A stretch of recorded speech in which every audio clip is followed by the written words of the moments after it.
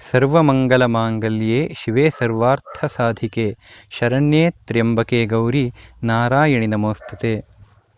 ದ್ವಾದಶ ರಾಶಿಯವರಿಗೂ ಗುರು ಮತ್ತು ಶನಿಯ ಗೋಚಾರ ಅತ್ಯಂತ ಮಹತ್ವಪೂರ್ಣ ಎನಿಸಿರುವಂಥದ್ದು.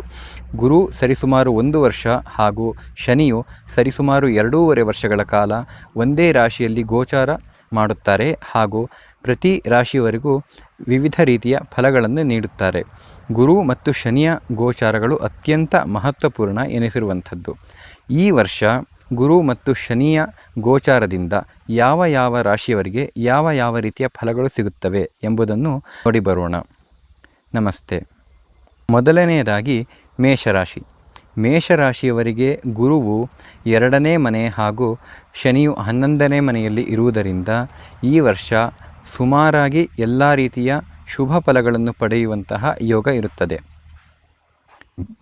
ವೃಷಭ ರಾಶಿಯವರಿಗೆ ಗುರುವು ಲಗ್ನದಲ್ಲಿ ಗೋಚಾರ ಮಾಡುತ್ತಿದ್ದು ಶನಿಯು 10ನೇ ಮನೆಯಲ್ಲಿ ಗೋಚಾರ ಮಾಡುತ್ತಿರುತ್ತಾನೆ. ಹಾಗಾಗಿ ಸಾಮಾನ್ಯವಾಗಿ ಗುರುವಿನಿಂದ ಶುಭ ಅಶುಭ ಫಲಗಳನ್ನು ನಿರೀಕ್ಷಿಸಬಹುದು. ಶನಿಯು ಸಾಮಾನ್ಯವಾಗಿ ವರ್ಷ ಪೂರ್ತಿ ಶುಭ ಫಲಗಳನ್ನು ನೀಡುತ್ತಾನೆ. ಮಿಥುನ ರಾಶಿಯವರಿಗೆ ಗುರುವು 12ನೇ ಮನೆ ಹಾಗೂ ಶನಿಯು 9ನೇ ಮನೆಯಲ್ಲಿ ಗೋಚಾರ ಮಾಡುತ್ತಾರೆ. ಈ 12ನೇ ಮನೆಯ ಗುರುವಿನಿಂದ ನಷ್ಟಗಳು ಸಂಭವಿಸುವಂತಹ ಸಾಧ್ಯತೆಗಳು ಇರುತ್ತವೆ ಹಾಗೂ ನೀವು ಆಧ್ಯಾತ್ಮಿಕವಾಗಿ ತೊಡಗಿಸಿಕೊಳ್ಳಲು ಸಹ ಇದು ಅತ್ಯಂತ ಸೂಕ್ತ ಸಮಯ. ಶನಿಯು ಸಾಮಾನ್ಯವಾಗಿ ಶುಭ ಫಲಗಳನ್ನು ನೀಡುವ ಸಾಧ್ಯತೆಗಳೇ ಹೆಚ್ಚಿರುತ್ತವೆ. ನಂತರ ಕರ್ಕಾಟಕ ರಾಶಿ.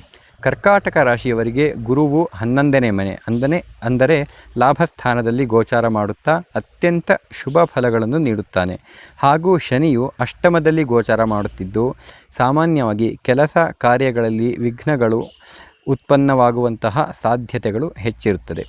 ಸಿಂಹರಾಶಿಯವರಿಗೆ ಗುರುವು ದಶಮದಲ್ಲಿ ಹಾಗೂ ಶನಿಯು ಸಪ್ತಮದಲ್ಲಿ ಗೋಚಾರ ಮಾಡುತ್ತಾರೆ.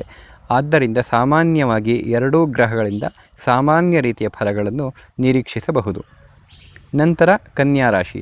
ಕನ್ಯಾ ರಾಶಿಯವರಿಗೆ ಶನಿಯು ಸ್ವಂತ 6ನೇ ಮನೆಯಲ್ಲಿ ಹಾಗೂ ಗುರುವು 9ನೇ ಮನೆಯಲ್ಲಿ ಗೋಚಾರ ಮಾಡುತ್ತಾರೆ. 9ನೇ ಮನೆ ಭಾಗ್ಯಸ್ಥಾನ. ಹಾಗಾಗಿ ಗುರು ಮತ್ತು ಶನಿ 2ರಿಂದ ಸಾಮಾನ್ಯವಾಗಿ ಶುಭ ಫಲಗಳನ್ನು ನಿರೀಕ್ಷಿಸಬಹುದು.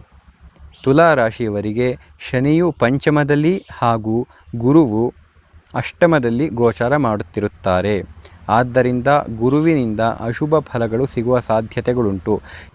ಶನಿಯು ಪಂಚಮದಲ್ಲಿ ಗೋಚಾರ ಮಾಡುತ್ತಿರುವುದರಿಂದ ಸಾಮಾನ್ಯವಾಗಿ ಕೆಲವು ಬಾರಿ ಕೆಲಸ ಕಾರ್ಯಗಳಲ್ಲಿ ಅಡ್ಡಿ ನಿರ್ಘ್ನಗಳು ಉಂಟಾಗುವ ಸಾಧ್ಯತೆಗಳು ಇರುತ್ತದೆ. ವೃಶ್ಚಿಕ ರಾಶಿ. ವೃಶ್ಚಿಕ ರಾಶಿಯವರಿಗೆ ಗುರು ಸಪ್ತಮ ಹಾಗೂ ಶನಿ ಚತುರ್ಥದಲ್ಲಿ ಗೋಚಾರ ಮಾಡುತ್ತಿರುತ್ತಾರೆ. ಹಾಗಾಗಿ ಸಾಮಾನ್ಯವಾಗಿ ಒಂದು ರೀತಿಯ ಶುಭ ಫಲಗಳು ಎಂದು ಹೇಳಬಹುದು. ಧನು ರಾಶಿಯವರಿಗೆ ಗುರುವು 6ನೇ ಮನೆ ಹಾಗೂ ಶನಿಯು 3ನೇ ಮನೆ ಗೋಚಾರ.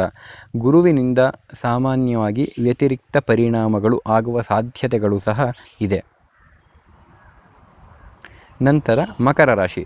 ಮಕರ ರಾಶಿಯವರಿಗೆ ಶನಿಯು 2ನೇ ಮನೆ ಹಾಗೂ ಗುರುವು 5ನೇ ಮನೆಯಲ್ಲಿ ಗೋಚಾರ ಮಾಡುತ್ತಿದ್ದು ಗುರುವಿನ ಗೋಚಾರ ಶುಭ ಫಲದಾಯಿಯಾಗಿರುತ್ತದೆ ಹಾಗೂ ಶನಿಯ ಗೋಚಾರದಿಂದ ಸಾಮಾನ್ಯ ರೀತಿಯ ಶುಭ ಫಲಗಳನ್ನು ನಿರೀಕ್ಷಿಸಬಹುದು. ಮೀನರಾಶಿಯವರಿಗೆ ಗುರುವು ತೃತೀಯದಲ್ಲಿ ಹಾಗೂ ಶನಿಯು 12ನೇ ಮನೆಯಲ್ಲಿ ಗೋಚಾರ ಮಾಡುತ್ತಾರೆ.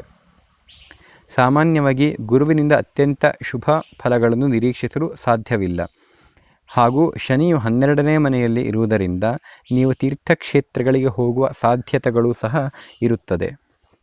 ಸ್ನೇಹಿತರೆ, ಈ ಬಾರಿ ಗುರು ಮತ್ತು ಶನಿಯ ಗೋಚಾರದಲ್ಲಿ ಈ ರೀತಿಯ ಫಲಗಳು ದ್ವಾದಶ ರಾಶಿಯವರಿಗೂ ಸಿಗುತ್ತದೆ.